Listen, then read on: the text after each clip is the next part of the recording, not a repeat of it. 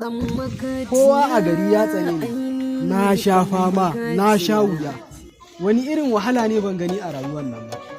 To yanzu ba gashi ya wuce ba, amma kai kana tare da ni, kowa ya guje ni kai kana tare da ni.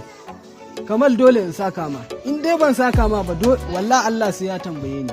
Allah dole in saka ma. Hai, Kamal ka manta ni ne? Ba Kamal. Yanzu dan na ma dan wannan abun Kamal sai ka gode mi? Ni da godiya mana. A'a. Ba godiya Kamal. Ina gama lokacin sallah yayi, ba damuwa ni ma bari in shiga gida. Shikenan. Ba damuwa. Kai, ayya Kamal. Kai. Ai wannan bawan Allah halaccin da ya min. Wallahi in ban masa ba sai Allah ya tambaye ni. Kai, wannan bawan Allah lokacin da ban da shi yana tare da ni, har Allah ya azurta ni yana tare da ni. Ban san da me zan saka masa ba. Insha Allah ta dalili na shi ma sai ya arzikin nan.